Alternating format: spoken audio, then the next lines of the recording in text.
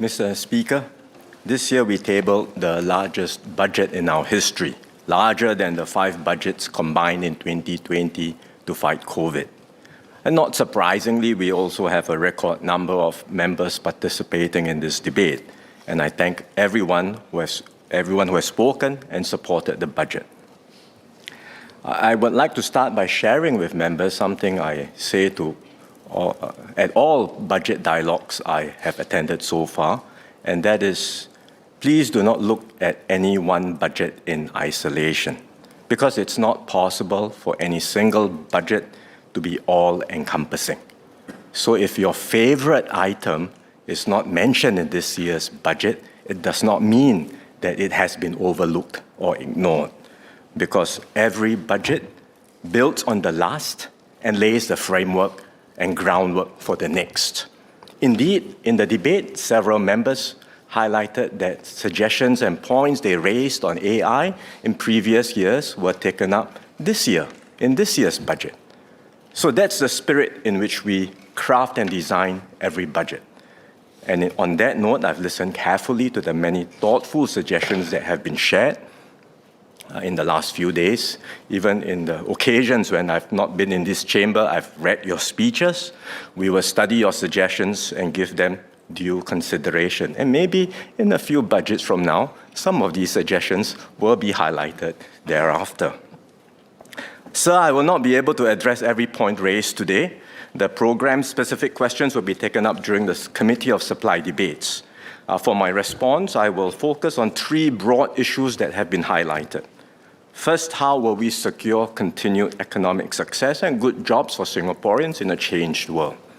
Second, are we doing enough to ease cost pressures and ensure every Singaporean can progress? And third, is our fiscal strategy fit for the future, the challenges we face both now and in the future? Let me start with how we sustain economic success and secure good jobs for Singaporeans. Many MPs, many members spoke about this, including Ms. Jessica Tan, Mr. Victor Lai, Mr. Kenneth Tiong, Dr. Neo Kok Beng, Dr. Wan Rizal, Ms. Goh Zeki, and Mr. Vikram Nair, amongst others. Our economic strategies must adapt to a changed world. This is a world where power and strength increasingly shape outcomes, where rules are more contested, where economic relationships are being rewired. We felt these pressures acutely last year, especially after the US Liberation Day tariffs. Now, fresh changes in US tariffs remind us that uncertainty and volatility is becoming the norm. And in such a world, smaller countries like Singapore risk being bypassed or marginalized. So we cannot afford to stand still. We must deepen trusted partnerships, diversify our links, and strengthen our resilience. And crucially, we need to establish leadership positions in key domains so that we create distinctive value that others cannot easily replicate. And many members talked about value capture for our economy. That's exactly what we are doing. And so we are investing heavily in R&D, building up our enterprise ecosystem step by step, and anchoring cutting-edge investments in Singapore. We must stay at the frontier in advanced manufacturing, finance, digital services, and new growth sectors. In the past, growth and jobs moved more closely together. When the economy expanded, firms hired more workers across the board. Today, the relationship is more complex. Let me explain. Our fast-growing sectors are export-oriented. That's to be expected. These companies in these sectors compete globally, and they create well-paying jobs with strong career progression opportunities. But precisely because they compete at the frontier, they have to be productive and operate efficiently, often with lean manpower. And that's a global trend. You look at leading companies around the world, some of them run highly automated facilities, including so-called dark factories that operate 24/7 with minimal human presence. And that's one reason why manufacturing employment in many advanced economies has steadily fallen. We see similar patterns here in Singapore. Over the last decade, the manufacturing sector has on average contributed about 20% of GDP, but its employment share is smaller. It has declined from 14% in 2015 to about 12% today. Over that same period, employment in exportable services, areas like finance, IT, and professional services, has grown as we diversified our economy. Yet, taken together, the manufacturing, finance, IT, and professional services segments of our economy account for just around 30% of employment. Does that mean that growth is no longer important? Far from it. Growth is essential. It creates new opportunities, raises wages, and generates the resources we need as a society. Frontier industries, in particular, produce positive spillovers. They anchor our enterprise ecosystem and drive demand across the rest of the economy. So without sustained growth, and especially growth at the frontier, investments will go elsewhere, capabilities will erode, wages will stagnate, and Singapore risks a real decline. But growth alone is not sufficient. Growth alone will not automatically translate into job opportunities across the board. We must also uplift the broader domestic economy, raising productivity, wages, and career pathways across the services sector. And that's why we are taking sustained action in areas like education, healthcare, and social services. We have put in place skills frameworks to articulate competencies, enable skills upgrading, and support structured progression in these areas. We have increased salaries for workers in public healthcare institutions and government-supported preschools. We have updated salary guidelines for the community care and social service sectors. These are not ad hoc or one-off moves. They are integral to our economic strategy because inclusive growth means more than developing frontier industries. It also means ensuring that domestic services that Singaporeans rely on daily, become more productive, more professional, and more attractive as careers. In this regard, SMEs play a critical role. They employ many Singaporeans and anchor economic activity across our island. Many members also shared their concerns about SMEs, including Ms. Diana Pang, Mr. Jackson Lam, Mr. Fadli Fauzi, Mr. Edward Chia, Ms. Denise Pua, Mr. Azhar Othman, and Mr. Shahriar Taha.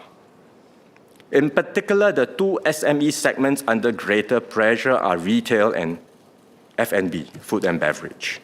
These sectors face structural headwinds from e-commerce and changing consumer habits, and from increased overseas travel by Singaporeans, and perhaps also by the strong Singapore dollar. Yet, even amidst these challenges, the number of F&B and retail establishments continue to grow. And with more players in the market, competition has intensified. So how should we respond to these trends? In the immediate term, we have provided corporate income tax or CIT rebates, including in this budget. Over the longer term, our support must be sustainable and should not distort market incentives. For businesses in retail and F&B, what are their cost drivers? The largest components of their operating expenditure are the cost of goods and materials, labor, and rent. Let me go through each one of these. In a small economy like ours, goods and materials are largely priced in global markets, so there's little scope for us to influence these costs. On rental cost, at the macro level, rentals have broadly tracked economic fundamentals. Rent increases for retail spaces have trended below nominal GDP growth and inflation in the last few years. Rental costs have also declined as a share of total business cost. Between 2019 and 2024, they fell from 26% to 17% for the F&B sector and from 30% to 26% for the retail sector. Now, that's the broad picture. Of course, market rents vary by property type and location. Individual tenants may face higher rent increases at renewals, and we are mindful of these cases. Where government agencies are landlords, like HDB and JTC, and where we have direct oversight, like in hawker centers, we have frameworks to keep rents fair and competitive. And we will continue reviewing and updating these frameworks. We will also continue to monitor the situation closely to ensure that rentals remain sustainable and competitive. I've covered cost of goods, rental, next, manpower. Indeed, labor costs have increased in recent years. Part of this reflects structural factors, an aging population and tighter labor supply, as well as market forces as firms compete for workers. But part of this is also the outcome of policy. Through the progressive wage model, we are raising wages for lower wage workers. That's the right thing to do, to uplift incomes, strengthen dignity in work, and narrow wage gaps. And at the same time, to support businesses through the transition, we introduced the Progressive Wage Credit Scheme, and in this budget, we are enhancing the scheme and extending it for another 2 years. That reflects our consistent approach to uplift workers while supporting firms to adjust. Mr. Mark Lee asked for more leeway for SMEs to hire foreign workers. We cannot relax the dependency ratio ceiling, the DRC. Doing so will encourage excessive reliance on foreign manpower and weaken our Singaporean core. But we will consider calibrated ways to provide more flexibility, like expanding the sources from which businesses can hire work permit holders for certain types of occupations where genuine shortages exist. And we will continue to strike the right balance, sufficient flexibility for businesses without undermining Singaporean workforce development. Ultimately, the sustainable path forward is productivity improvement and business transformation. And many members spoke about this. We know that SMEs need more support to embark on such transformation. Several members, including Ms. Cassandra Lee, Mr. Lee Hong Chuan, and Mr. Henry Kwek, have offered suggestions on what more we can do. Mr. Mark Lee also highlighted the need to strengthen management capabilities, and he and several other MPs, including Mr. Liang Eng Hua and Mr. Victor Lai, spoke about the importance of internationalization. These are all useful feedback and suggestions, and the government will continue to take them on board, study them, and lean forward to enable our SMEs to innovate, upgrade, and internationalize. SMEs that redesign jobs and transform their operations can offer higher wages and more meaningful opportunities to attract and retain Singaporeans. Many SMEs have done so successfully, including those in retail and F&B. Enterprise Singapore and the Singapore Productivity Centre recently did a deep dive into F&B establishments in Singapore. The findings were reported in the media, and they are very instructive, because F&B establishments that benchmarked themselves with productivity standards and knew that they were lower than the benchmarks could find practical and useful ways to raise their productivity. And when they did do so, they have generally done better. I mentioned Harry Ann's on Budget Day as one example. Other companies have done so too, restructured, transformed, digitalized, and even expanded abroad. And we want to encourage many more SMEs to take that path. Let me cite another example, Po Heng Jewelry. It was founded in 1948 as a small shop on North Bridge Road. Over the decades, it grew into a household name. A few years ago, the company embarked on a serious transformation. It strengthened its management. It embraced e-commerce. And with government support, it is developing AI tools to analyze customer data and shopping behavior so as to enable more personalized product recommendations. And it now employs 150 people and is making plans to expand into ASEAN. These examples show that even traditional industries can reinvent themselves and in doing so create better opportunities for Singaporeans. Another powerful force reshaping our economy is artificial intelligence, or AI. And many members spoke about this, including NTUC SecGen, Mr. Ng Chee Meng, Mr. Desmond Tan, Mr. Desmond Chu, Dr. Charlene Chen, Mr. Darryl David, Ms. Lee Hui Ying, Ms. Mariam Jaffa, Mr. Andre Loh, and Associate Professor James Lim.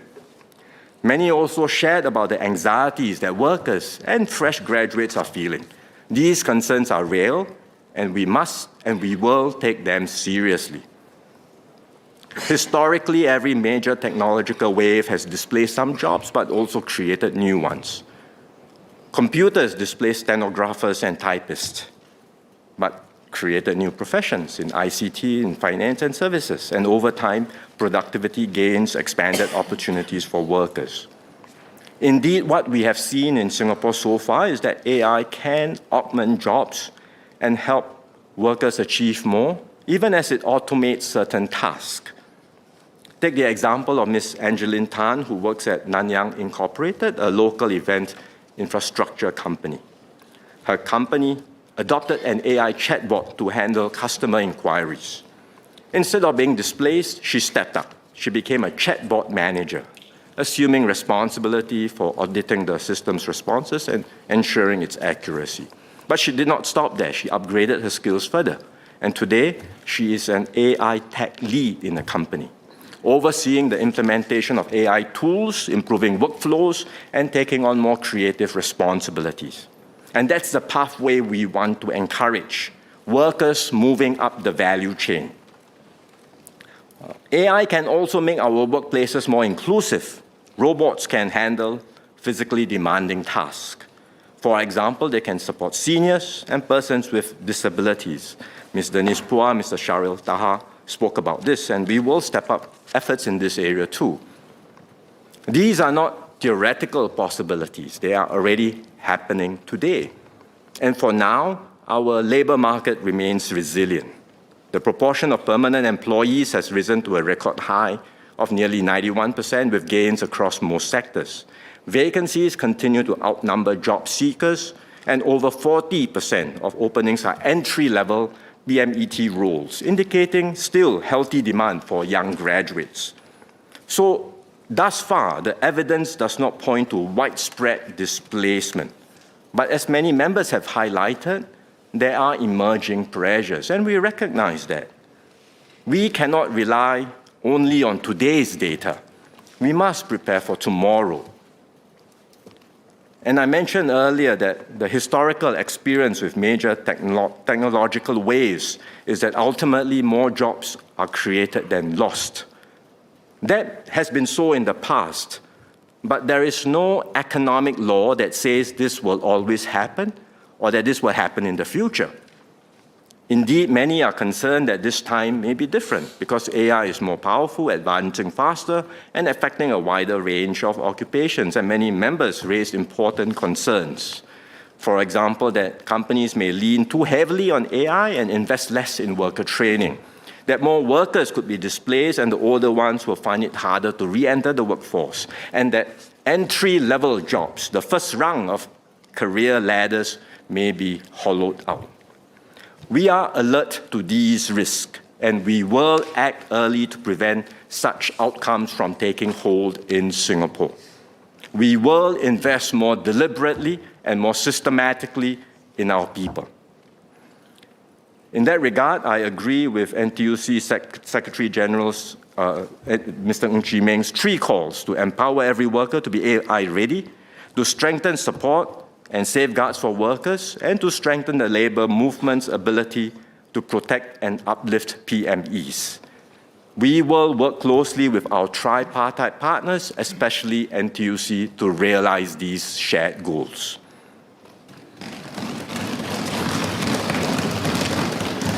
What does this mean in practical terms?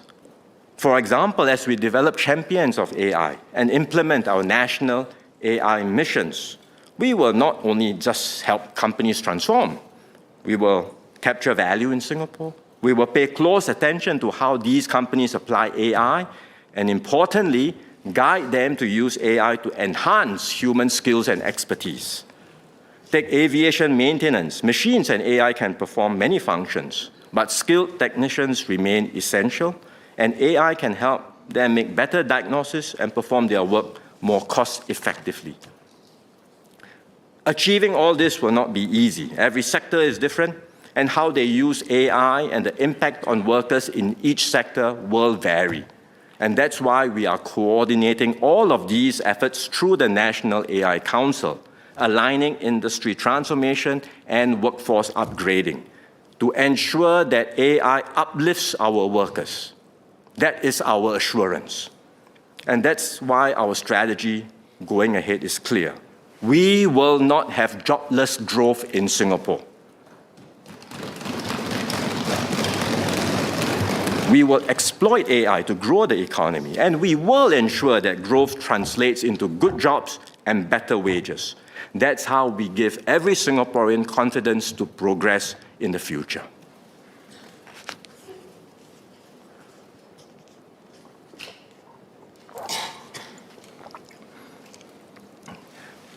Next, let me touch on cost pressures. We achieved better than expected growth of 5% last year. Yet, as many members have highlighted, including Ms. Aslina Abdul Halim, Mr. Saktiandi Supat, amongst others, Singaporeans continue to feel cost of living pressures. The data may show improvement, but lived experience and realities do matter.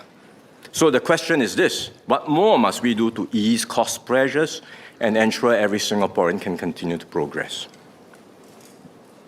We must first understand why affordability and cost concerns have surfaced, not just in Singapore, but across many economies around the world. After COVID and the war in Ukraine, inflation surged globally. In Singapore, it rose to more than 6% in 2022, and it has since come down to 0.9% last year. Inflation has moderated, but price levels remain higher than before, and that's what households are experiencing. To cushion the spike, we provided more than $10 billion through the assurance package. Some have observed that the transfers in this year's budget are smaller than last year. But in fact, support in this budget remains substantial and broader in scope. We are providing CDC vouchers, cash support, utilities rebates, Child Life SG credits, and CPF top-ups for seniors. What does this mean? A middle-income household with young children receives about $2,800 after you tot up all the different items. A lower-income household with young children, about $5,000. And a retired elderly couple, about $7,600.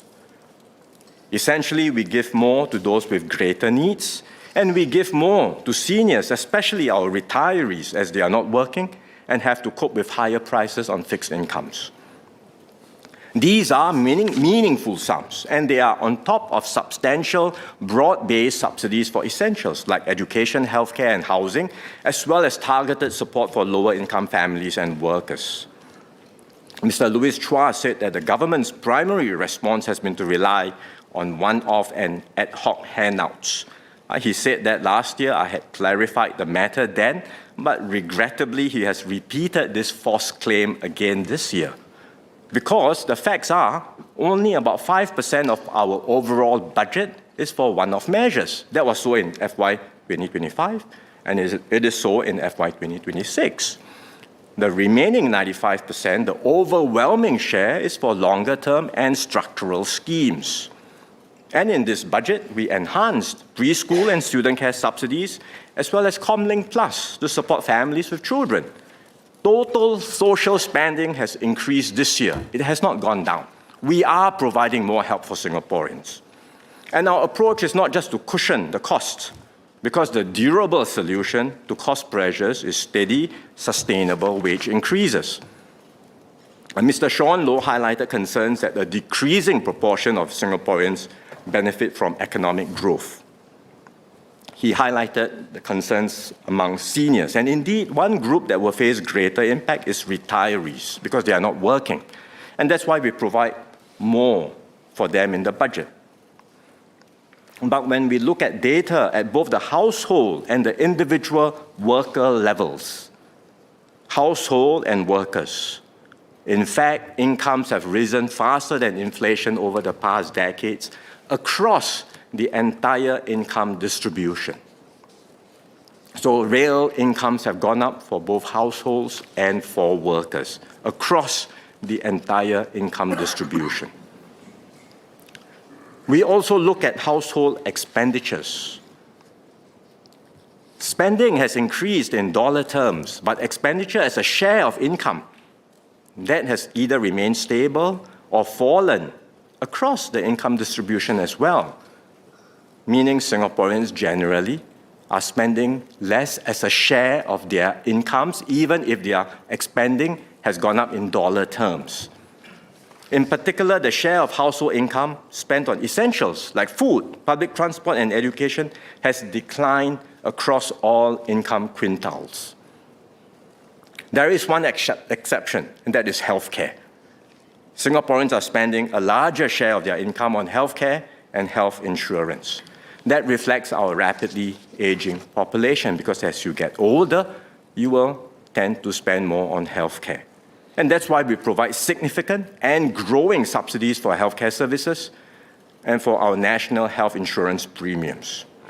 It's also why we have taken steps to rein in overly generous private riders and other practices that drive up medical inflation, especially in the private sector. And we will continue to ensure that healthcare remains affordable in Singapore. No Singaporean will be denied the healthcare they need because of an inability to pay. That is our assurance.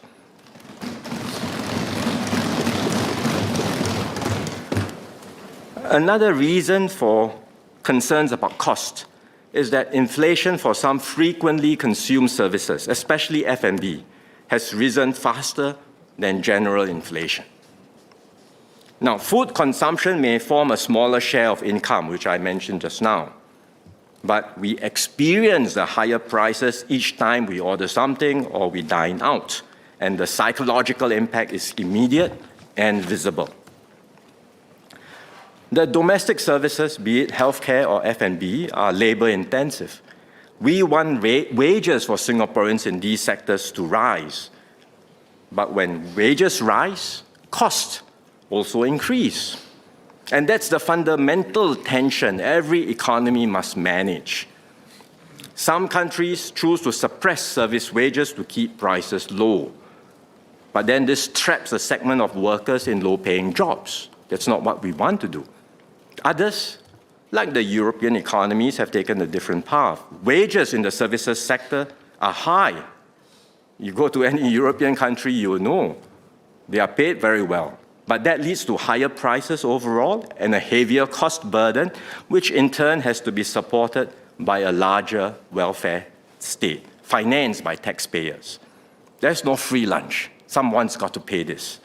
So Singapore is forging our own path.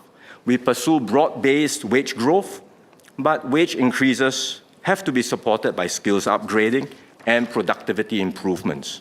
And at the same time, the government bears a substantial share of the cost of essential services through subsidies and transfers, with more support for lower and middle-income households.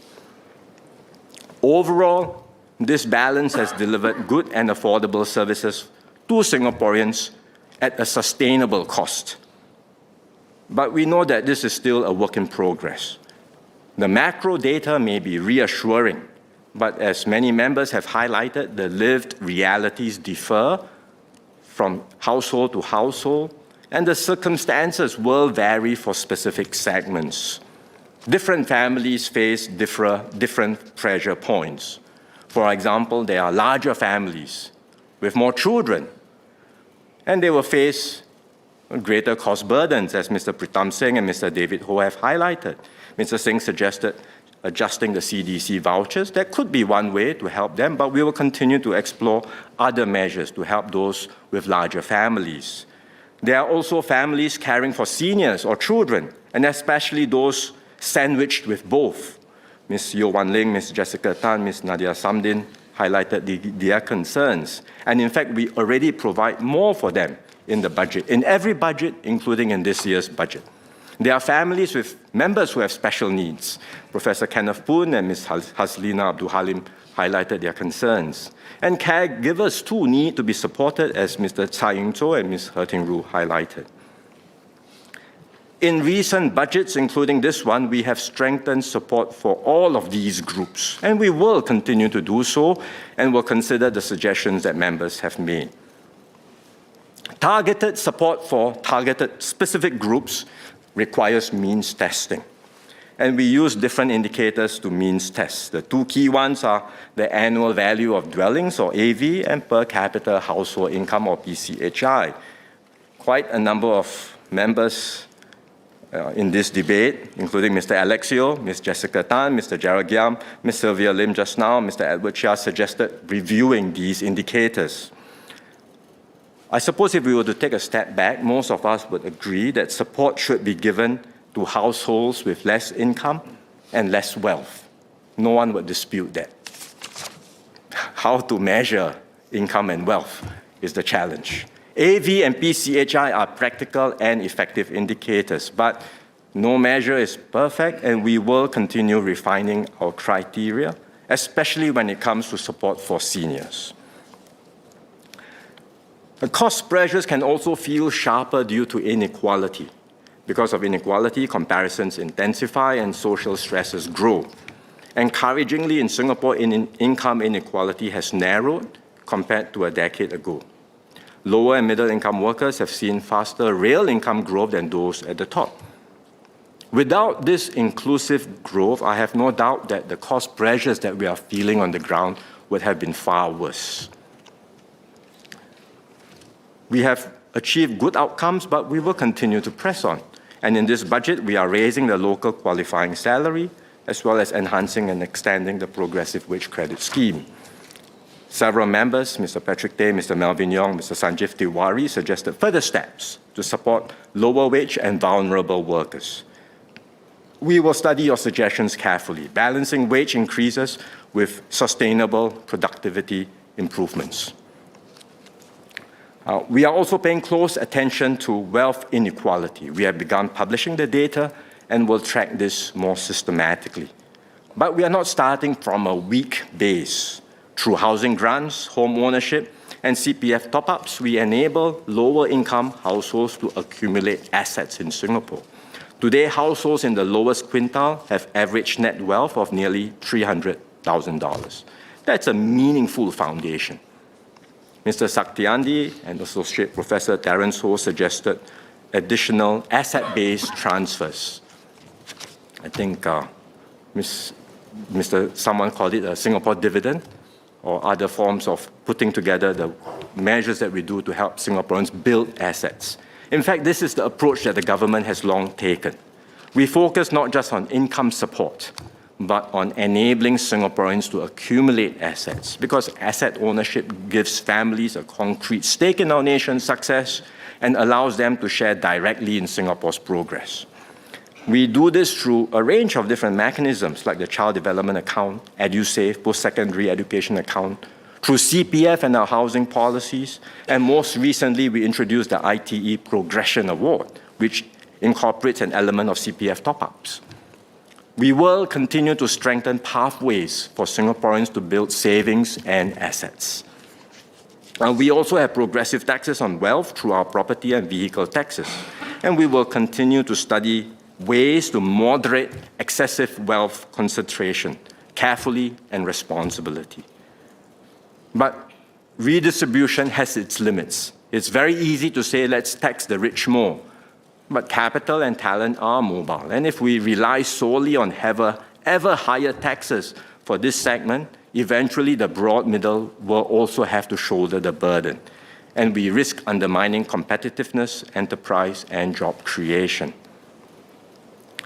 Redistribution alone cannot build a strong and resilient society.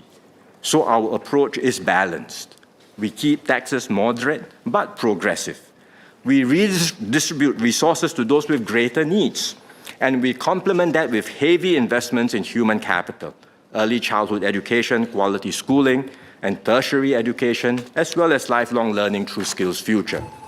Upward mobility remains central to our social compact, because here in Singapore, your starting point should never determine your finishing position.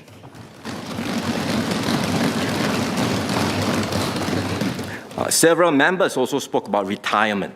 Mr. Saktiandi has been championing this for many budgets.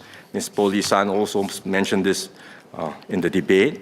And in this budget, we are indeed strengthening our CPF system because Singaporeans are living longer and we want them to retire with confidence and peace of mind. Our CPF system rests on sound and sustainable principles.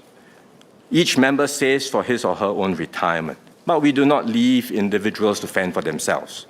We boost those with lower balances through silver support, a modular package, and periodic CPF top-ups. And we continue to review the parameters of these schemes. That keeps our system fiscally sustainable while ensuring that those with less get more support. The CPF provides, as members would know, risk-free returns of 2.5% on the ordinary account and 4% on the special account with extra interest of 1 to 2%. Members who wish to invest their savings for potentially higher returns can do so today through the CPF investment scheme, or the CPF-IS.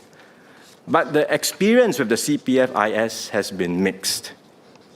From 2016 to 2024, while a majority of CPF-IS OA investors earn above 2.5% per annum, only about half achieved returns of more than 4%. This is for OA. In other words, many would have been better off topping up their CPF special account and earning the guaranteed 4% return. For CPF-IS SA investors, the results were even more sobering. Around 3 in 4 made 4% or less per annum. In other words, they underperform the SA rate, which is risk-free. So the reality is that we all talk about investment, such a wonderful thing, but investing and earning consistently good returns is not that easy. And that's why we took some time to study how to implement a low-cost investment option within the CPF. It has to be simple, low-cost, and effective. There are commercial life cycle products available in the market, but up to now the take-up has been limited, partly due to the high fees, which can go up to as much as 2%. But in recent years, the market has matured. More players have entered, and digital platforms have helped to lower the cost. And that's why we now believe it is possible to offer well-diversified life cycle products at lower fees. The CPF board will be engaging the industry next month to call for expressions of interest. There's still a lot of work to be done. Designing the scheme, the specific parameters that several members talked about, building the IT system, and ensuring a smooth and seamless user experience. The CPF board is working towards rolling out the scheme in the first half of 2028, but if we can do this earlier, we will. Beyond retirement, we have and will continue to strengthen support across life stages. We have initiated major moves as part of Forward Singapore. In public housing through the new HDB classification system of Standard Plus and Prime flats. In healthcare through Healthier SG and Age Well SG. We have made Skills Future a key pillar of our social compact, and we are strengthening this further. We have introduced the Skills Future Job Seeker Support Scheme, and we have enhanced ComCare and ComLink Plus. Mr. Abdul Muhaimin asked about this particular issue of ComLink Plus. Let me just touch on it briefly. There are today about 11,000 families on ComLink Plus. Most are in rental housing. There are around 14,000 eligible families living in rental flats. We have approached them, but some chose not to come on board ComLink Plus or could not be contacted. With the enhancements to ComLink Plus, we will redouble our efforts to reach out to them, and with stronger community support, we hope more of them will come on board the scheme. And we will also extend ComLink Plus to lower income families beyond the rental blocks. Members have also offered many other suggestions to further strengthen our community and social support system. Many suggestions have been offered, for example, in healthcare delivery and integration with social support. Members like Dr. Chu Pei Ling, Mr. Dennis Tan, Ms. Rachel Ong, and Dr. Hamid Razak just now spoke about this. Suggestions around housing and neighborhood rejuvenation. Mr. Ang Wei Neng, Ms. Joan Pereira touched on that. More support for the arts, culture, and community initiatives. Ms. Eliza Chen, Associate Professor Kenneth Goh mentioned that just in their speeches, as well as suggestions to review the income thresholds for the Job Seeker Support Scheme, which Mr. Ng Chee Meng and Mr. Patrick Tay had advocated. We will study these suggestions carefully. In particular, the Job Seeker Support Scheme was launched only recently, about a year ago. So we will review the scheme and its parameters once we have more experience. Many members also ask for more support for families, especially for parents and would-be parents. Mr. Fu Tse-siang, Ms. Hanny So, Mr. Sean Low, Ms. Eileen Chong, Mr. Gabriel Lam, and others have highlighted this concern. Indeed, our falling total fertility rate is a serious concern. It's not unique to Singapore. It's happening across all advanced and high-income economies. So we really should have some humility about this because no country has truly succeeded on a sustained basis to reverse this decline. Members offered practical suggestions around housing, cost pressures, and the affordability of raising children. Some also asked for more work flexibility and leave provisions so that parents can be present in their children's formative years. In fact, we have taken significant steps on both fronts recently.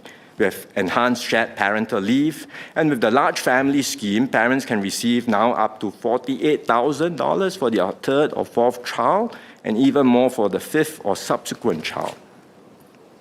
As a result of the recent enhancements, our expenditure on marriage and parenthood initiatives has increased from $4 billion in FY 2020 to $7 billion in this budget.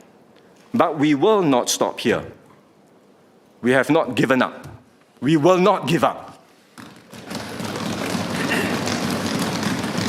We are already planning for the next tranche of measures to strengthen support for families, and there will be an opportunity to discuss this at the COS debate, and the Minister in the Prime Minister's office will share more at that occasion.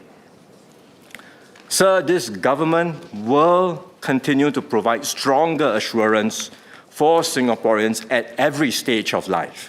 We will do this in a coherent and deliberate way, strengthening individual responsibility, reinforcing collective support, and preserving long-term sustainability. We will continue to strengthen our social compact and ensure Singapore remains a society where every citizen can progress with confidence.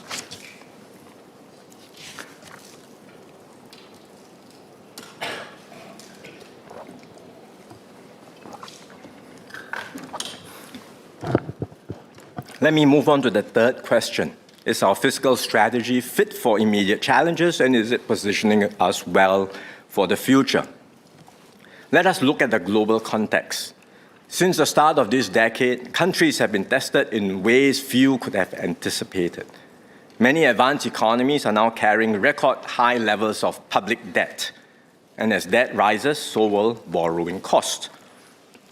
Over time, this constrains fiscal flexibility and weakens longer-term growth potential for these economies. Against this backdrop, Singapore's strong fiscal position is a strategic advantage. Many members spoke about our fiscal position and public finances, including Mr. Ang Wei Neng, Ms. Valerie Lee, and Mr. Seah Yao Chuan. I'm glad they see our healthy fiscal position as a strength, a source of strength.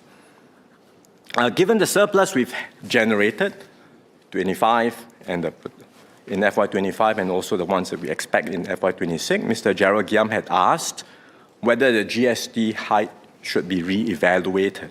But let us consider the facts. At the beginning of this decade, we knew that healthcare spending would rise sharply in line with our rapidly aging population. This was structural, not cyclical. And healthcare was not the only area where spending pressures were increasing. We had estimated that healthcare alone would require additional funding of 0.6% to 1.2% of GDP. And this would happen in the second half of this decade, which we are in right now. That is a significant and permanent increase. The question was how to fund this. And we studied a range of options. We raised property taxes and motor vehicle taxes for luxury cars. We increased the top marginal personal income tax rates. But these moves were still not sufficient to close the structural funding gap.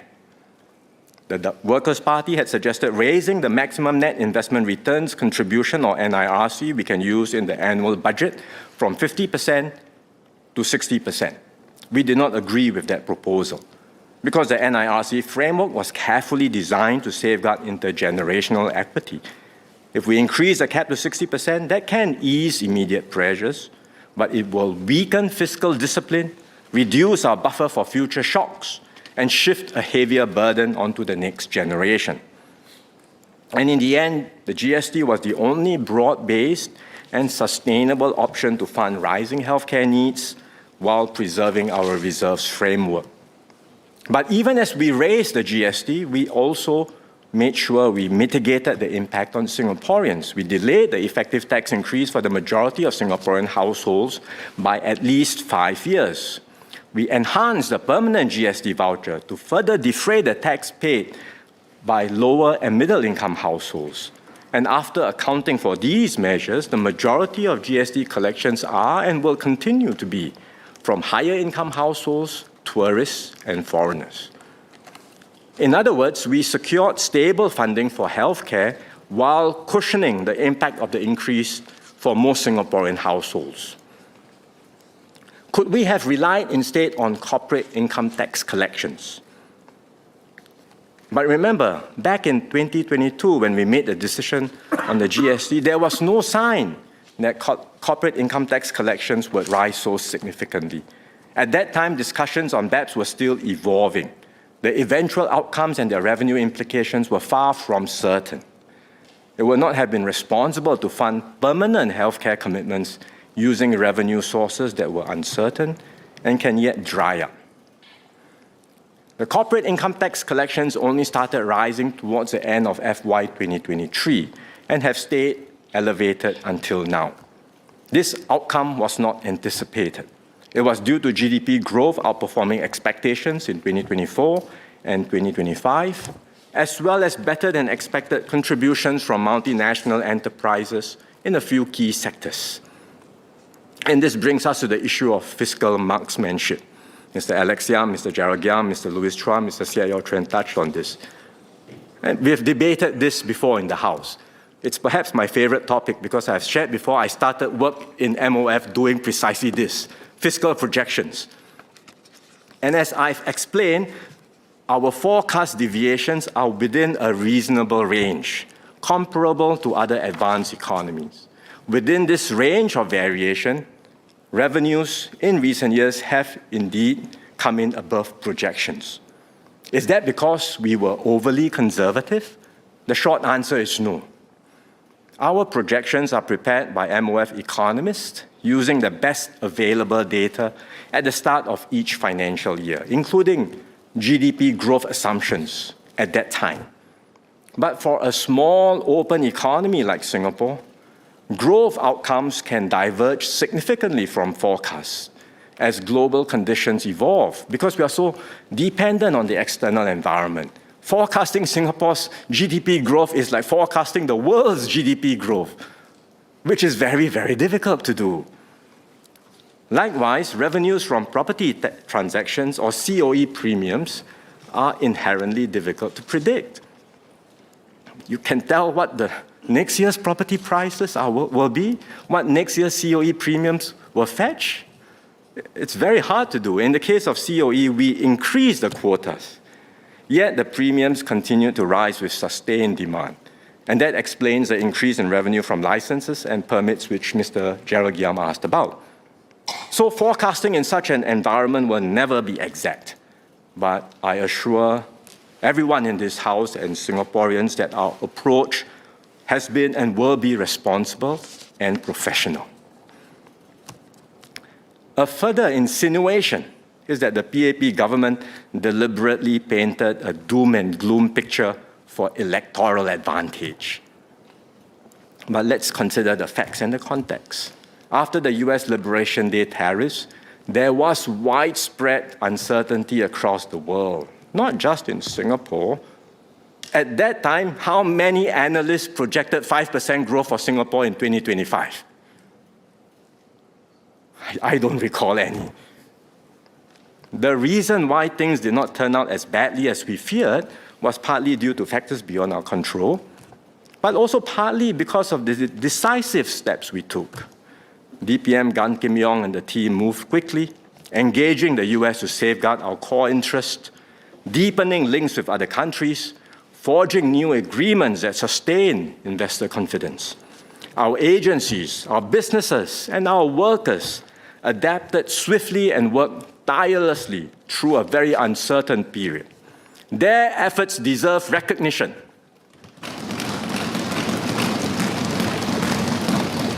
So let us not belittle these contributions just to score a political point.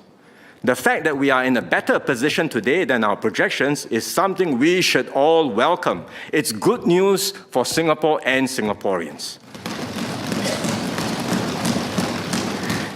Imagine if we had chosen differently, if we didn't raise GST and had instead hoped for revenue upsides, and then the economic situation did not turn out so well. We would be having a very different debate today. We will be scrambling to close fiscal gaps. We will be responding from weakness.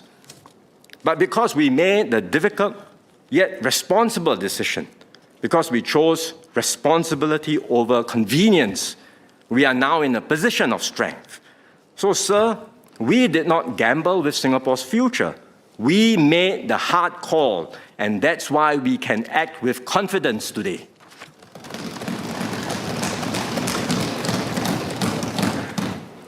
Next, let me turn to our medium-term revenue and expenditure outlook. We are expecting structural revenue increases from FY 2027. That's when the first revenue collections from the BEPS top-up taxes come in. Based on the strong corporate tax collection so far, and that's pre-top-up tax, our initial sense is that the further increase from the top-up taxes could be significant. We will continue to firm up our estimates over the coming months as we get more up-to-date data on how firms are performing and adjusting their plans. Since the BEPS revenue is coming in, some may ask, well, how about rolling back the GST? But again, the GST increase was introduced to fund rising structural healthcare expenditure for an aging population. These spending needs are permanent and will continue to grow, and they should be supported by a stable and reliable revenue base. At the same time, as I've shared in the budget, government spending is rising in many other areas, aside from healthcare, for social needs, economic competitiveness, our energy transition, security, and infrastructure. So the additional corporate tax revenues will strengthen our fiscal position and support these growing needs, but they do not replace the structural role of the GST, and especially what we have done to fund for permanent and rising healthcare costs.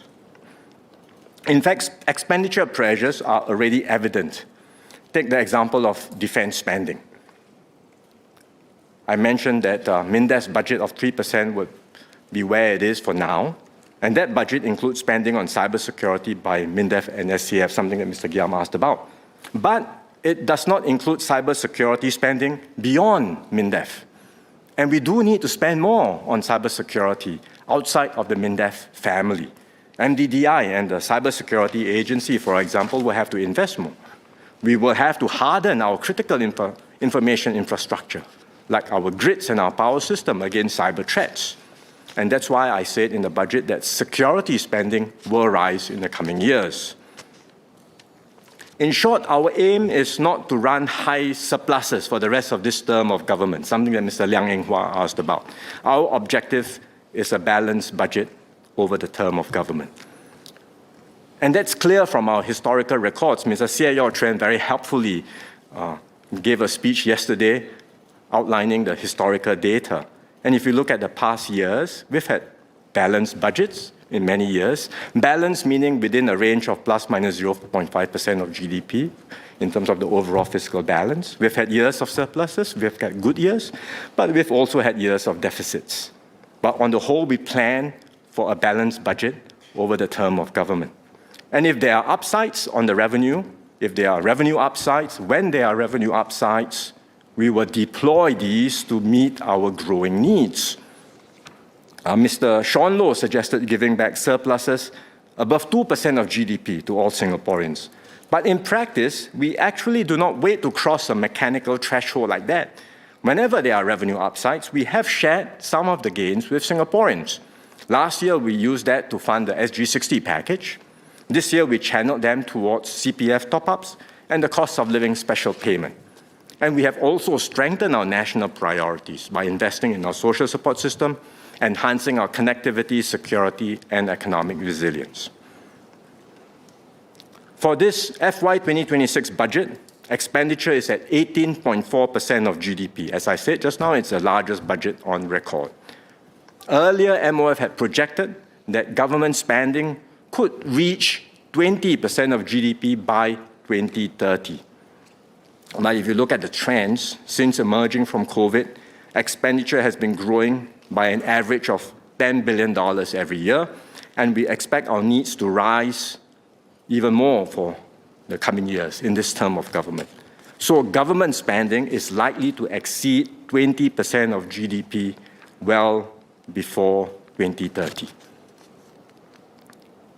In light of our fiscal position, Mr. Sean Low had asked if the government can commit to not making further major revenue moves. At this juncture, if circumstances remain broadly stable and without any further major revenue moves, we expect our fiscal position during this term of government to remain healthy. We've already said that there will be no further GST increases until at least 2030. Aside from the GST, we continue to review our tax system regularly as part of prudent fiscal management. We will make revenue adjustments only when necessary to fund structural spending needs or to achieve clear policy objectives like strengthening progressivity or addressing externalities. These are difficult decisions. Any tax change, I should say any tax increase, is a difficult decision. We take them only after careful study and full consideration of the impact on households and businesses.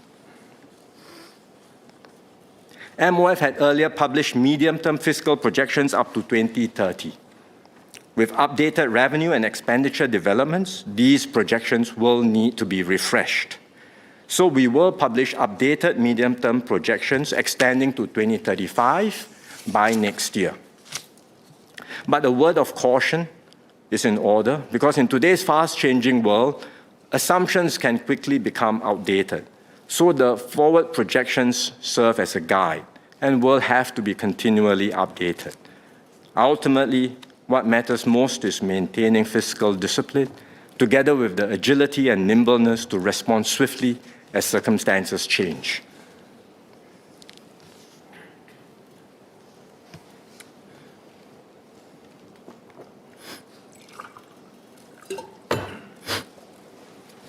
Let me turn to specific points on our tax system.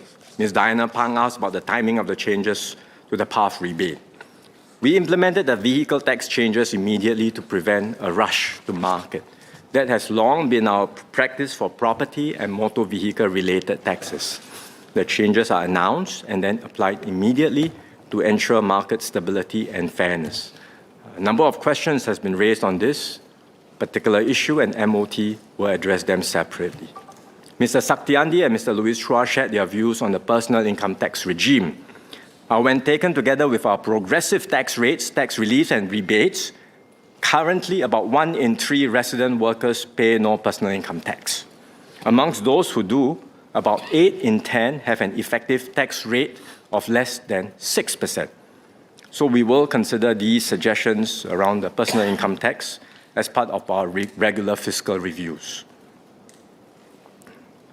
There was a debate yesterday about what it means to run a surplus, a fiscal surplus. Does a fiscal surplus mean that the government is taking more from the economy and leaving households and businesses to bear a deficit? This is an oversimplified and inaccurate characterization of how our fiscal system works. A surplus simply means that in a year, revenue exceeds expenditure. And in Singapore's case, revenue includes significant investment income from our reserves, not just taxes collected from businesses and households. So if you exclude NIRC, expenditure exceeds revenue. In other words, we are putting money back into the economy, not draining money from businesses and households. And in fact, our budgets in both 2025 and 2026 have been expansionary, with significant support for households and businesses. More importantly, we should look at who pays the tax and who benefits from the transfers. And on that score, the picture is clear.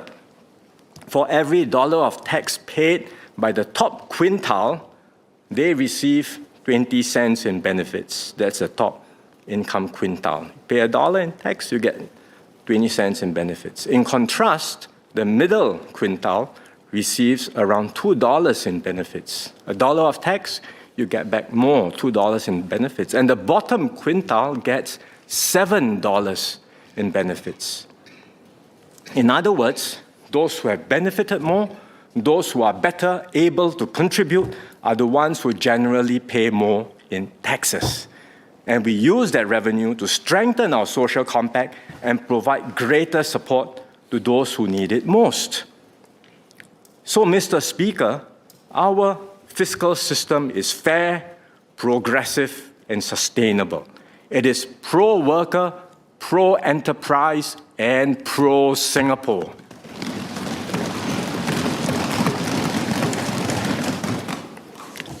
Let me conclude on a final point around accountability. And I agree in principle with the many comments and suggestions that members have made, including Mr. Pritam Singh, Dr. Haresh Singaraju, and Mr. Yip Hon Weng, asking for more information to ensure fiscal accountability and value for money in government spending. We want to do that. We want to ensure that. And that's why we've been publishing the Singapore Public Sector Outcomes Review biannually since 2010. That sets out the key outcome indicators across major policy areas and allows the public to track our progress over time. We will continue to review the indicators in the report and ensure they are relevant and useful. It's not static. We continually look at refreshing and updating this document. Ministries on their own also conduct detailed reviews of major spending programs to assess effectiveness and outcomes. And I will ask all ministries to provide clearer and more accessible information on major initiatives so that Singaporeans can better understand how public resources are used and what results they achieve. Mr. Speaker, let me conclude. I've outlined our strategies to secure our future together in this changed world. I thank members of this House for your support for the direction we must now take. This next phase will not be easy. The economic headwinds remain. The geopolitical environment is becoming more contested. The major powers are competing more intensely. They may say they are not asking others to choose sides, but in reality, they are using the full range of tools from economic leverage to regulatory controls and technology restrictions to advance their interests. Some pressures will be overt, others may be subtle, seeking to influence opinions, shape narratives, or even sow division amongst our people. We must be clear-eyed about these realities, but we have faced difficult external environments before. We have navigated uncertainty, preserved our sovereignty and independence, and emerged stronger because we remain one united people and acted with resolve. And we enter this new era with considerable strengths: a strong economy, a cohesive society, sound public finances. These are not accidental achievements. They are the result of decades of hard choices made by generations of Singaporeans. So this budget builds on that strong foundation. It is a collective commitment that we will do what it takes to thrive in a more demanding world, that we will stand together when pressures mount, and we will continue pushing forward to seize new opportunities on the horizon. The world may be more uncertain, but we are prepared. We are united, and together we will shape our own destiny and secure a brighter future for every Singaporean. Thank you, Mr. Speaker.